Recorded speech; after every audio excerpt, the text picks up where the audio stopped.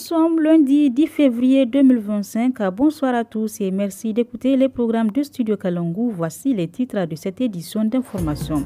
Du 15 au 19 février 2025 se tiendront à Niamey les assises nationales pour fixer la durée de la transition au Niger. Une commission nationale chargée de conduire les travaux des dites assises a été mise en place par le chef de l'État, le général de brigade Abdrahman Chani. Dans ce journal, le préfet du département de Chirozérine, région d'Agadez, appelle la population locale au maintien de la paix dans le contexte sécuritaire actuel. Et le magazine Justice de ce lundi nous éclaire sur l'action en justice en matière civile. Bonsoir à tous, je suis Nafis Adam Sirfo au micro. Je vous le disais à l'instant, pour déterminer la durée de la période de la transition, les autorités nigériennes ont annoncé la tenue des assises nationales du 15 au 19 février à Niamey au centre de conférence Mahatma Gandhi.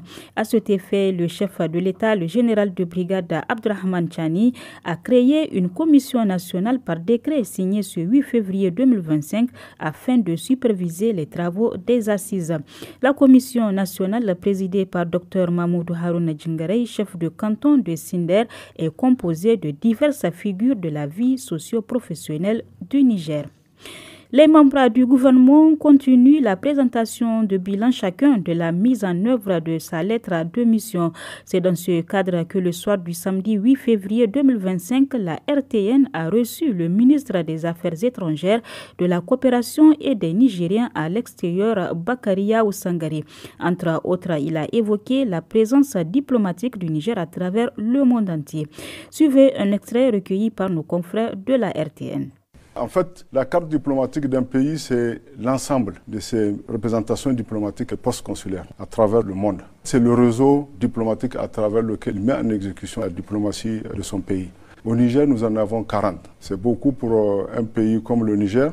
Mais il faut retenir que notre carte diplomatique, elle est axée essentiellement sur 3 aspects. Le premier, c'est l'intégration africaine. Le deuxième, la politique de bon voisinage. Et le troisième, c'est une diplomatie de développement. C'est ce qui fait que sur les 40 ambassades, 20 sont en Afrique. Et nous sommes présents dans l'ensemble de nos pays voisins. Hormis ces ambassades et consulats, nous avons aussi les consuls honoraires. Ce sont des fonctionnaires bénévoles. Généralement, c'est des gens qui ont une certaine assise, qui demandent à exercer cette fonction parce que ça leur donne des privilèges, des immunités et puis surtout des cartes de visite. Nous en avons 41 à travers le monde. Le ministre des Affaires étrangères, de la coopération et des Nigériens à l'extérieur, Bakaria Oussangari. Suite à une attaque la semaine dernière d'un véhicule par des bandits armés près de la ville de Chirozérine, région d'Agadez, le préfet du département attire l'attention de la population sur l'importance de la paix. Plus de détails avec Boukari Riba, préfet de Chirozérine, au micro de Ahmed Filan. Les propos que j'ai à tenir, c'est de conseils. Il n'y a pas plus important pour nous que la paix. Rien n'est plus cher que notre patrie pour nous. Et vous avez constaté l'incident qui s'est produit sur la route avant-hier. Ça ne nous a pas plu du tout. Des gens qui cherchent à la sueur de leur front, ils ne comptent que sur leurs propres efforts. C'est ce que tout patriote sincère doit faire. Et non se mettre à couper les routes par-ci, par-là. Les gens doivent faire beaucoup attention. Il faut cesser la consommation de stupéfiants. La plupart de ces violences sont dues à cela. Lorsque vous consommez de la drogue, vous vous trouvez dans une situation de pouvoir tout faire. Nous tous, nous avons été élevés dans des familles. Il faut obéir aux parents. Si nous les écoutons, certains actes ne vont pas se produire, car aucun parent ne va orienter son enfant dans la mauvaise direction. Il y a des terrains à exploiter. On ne peut empêcher à personne de faire du jardinage. Chers jeunes, évitez la consommation de chicha et autres. Mettez-vous au travail. Suite à des inondations, le village de Lada, dans la région de Difa, a été déplacé il y a environ 3 ans. Depuis son installation sur le nouveau site, les habitants ont des difficultés pour accéder à certains services de base. C'est ce qu'explique Aboubakar Malambrimi, chef du village de Lada. Il est interrogé par Guy Abdrahman. Lada est un village rattaché à la commune de Difa. Et ça fait au moins 2 ou 3 ans que c'est inondé. Et jusque-là, nous n'avons pas de domicile fixe. Le lotissement n'est pas encore fait pour que les gens puissent commencer à construire. Il y a des ONG comme l'UNICEF qui ont construit des forages. Nous avons de l'eau potable grâce à l'énergie solaire. Les gens vivent sous des tentes et des petits hangars. Nous lançons vraiment un appel auprès des autorités, vu que ce village est rattaché à la commune de Difa, pour qu'il soit à nouveau remis sur pied. C'est un grand village qui compte plus de 1500 ménages, donc qu'ils puissent au moins faire les lotissements. Et nous n'avons ni école ni centre de santé aussi.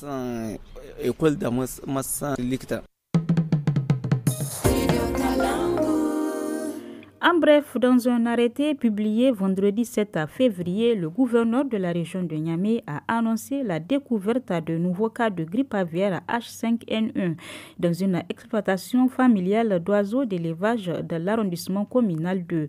Information confirmée par le laboratoire central de l'élevage Labocel. Conformément à la réglementation en vigueur, la capitale a été déclarée infectée du virus sur un rayon de 10 km. Par conséquent, des mesures ont été prises, notamment l'abattage des volailles des fermes touchées, la mise sous quarantaine et le contrôle strict des déplacements des volailles à risque. Aujourd'hui, c'est la journée internationale de l'épilepsie. Elle se déroule chaque deuxième lundi de février et ce, dans plus de 120 pays. Dans le monde, environ 50 millions de personnes souffrent de cette maladie neurologique mal connue ici au Niger. Pourtant, 70% des cas d'épilepsie peuvent être soignés avec succès selon les autorités sanitaires. Écoutons Dr Fatouma Hassan Jibo, médecin-chef du service neurologique à l'hôpital Amirou Boubacar Diallo. Elle est au micro de Oumou Oumarou. Les causes de cette maladie chez les enfants sont nombreuses.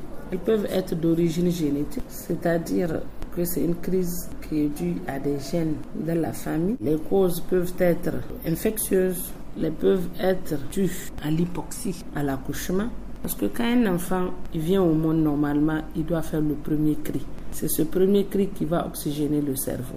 Les maladies métaboliques peuvent être une cause. Il y a les causes traumatiques. Quand un enfant fait un accident, il peut développer une crise. La prise en charge de cette maladie chez les enfants est pluridisciplinaire. Ce n'est pas que les neurologues. Souvent, les généralistes sont les premiers à voir ces cas. Après, ils passent dans les mains des pédiatres. Il y a certains cas d'épilepsie qu'on opère. Un enfant peut guérir d'épilepsie, ça dépend du type d'épilepsie. Parfois, après 5 à 6 ans de traitement, le patient peut être libre des crises. Mais quand il y a une lésion cérébrale, c'est très difficile à gérer. Parlons toujours santé. Pour se débarrasser du surpoids et de l'obésité, de nombreuses méthodes de régime émergent, souvent promues par des non-professionnels et largement relayées sur les réseaux sociaux.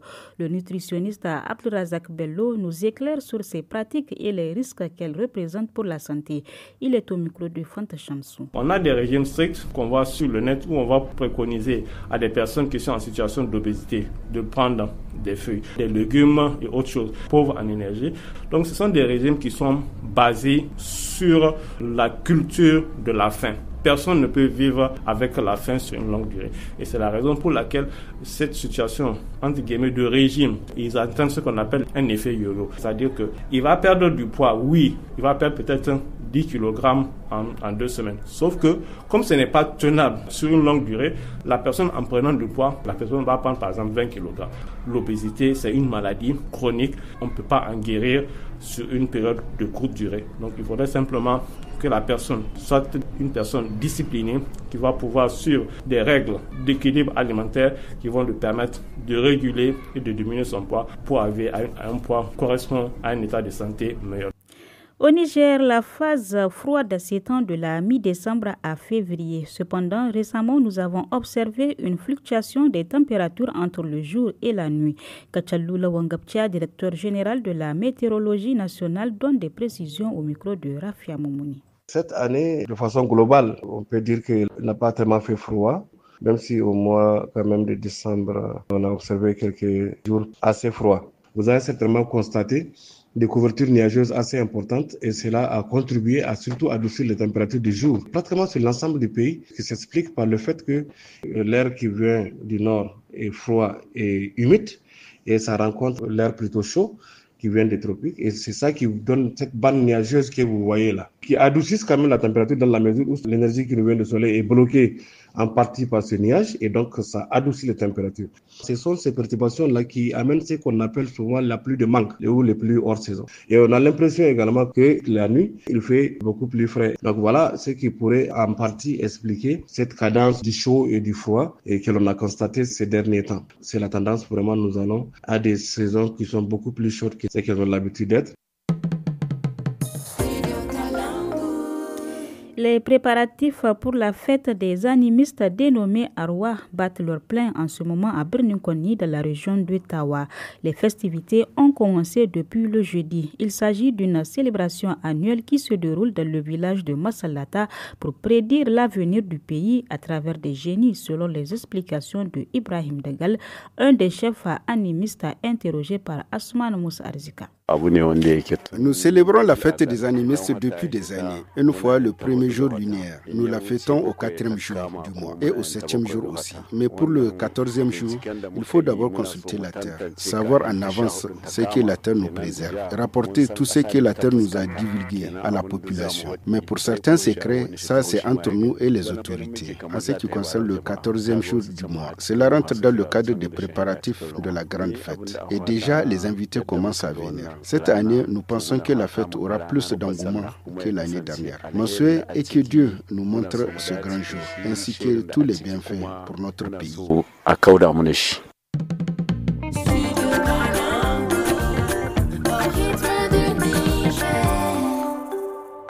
Le magazine Justice de ce lundi dans le domaine du droit civil, lorsqu'une personne a subi un préjudice et souhaite rétablir ses droits en recourant à la justice, on dit qu'elle intente une action en justice. Le juriste Moussa Bachir nous éclaire sur les conditions requises pour une telle action. Il est au micro de Anissé Karim.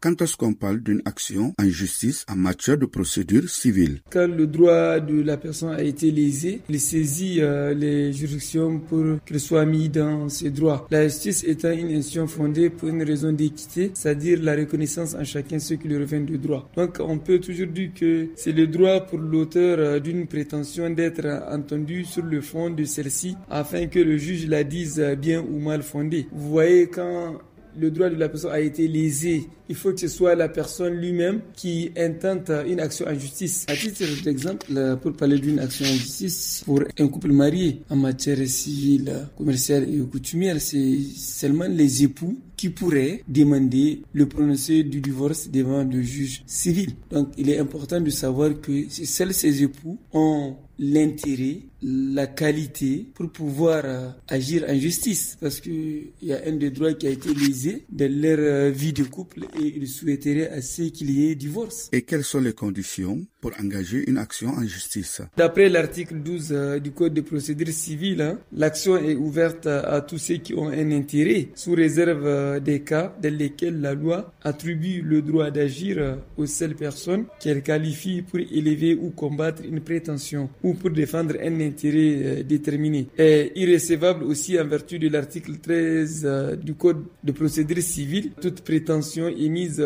par ou contre une personne dépourvue du droit d'agir. Et comment qualifier une action en justice? Les actions en justice sont classées selon la nature et l'objet du droit subjectif dont elles poursuivent la réalisation. Cette qualification peut déterminer la compétence des juridictions et la durée de la prescription. À quel moment cette action se prescrit? C'est prescrit suivant les distinctions prévues au Code civil ou par la loi dans les matières qui font l'objet d'une législation particulière, conformément à l'article 14 du Code de procédure civile.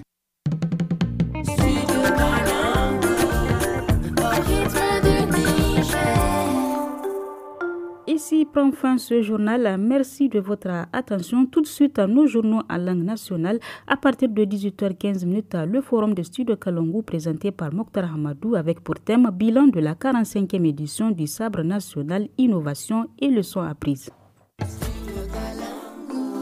Chers auditeurs et auditrices du Studio Kalongo, à compter du 1er janvier 2025, le réseau des radios partenaires passe de 52 à 30 radios dans tout le pays. Nous espérons que cette situation, qui est indépendante de notre volonté et de celle des radios partenaires, ne sera que temporaire. Studio Kalongo.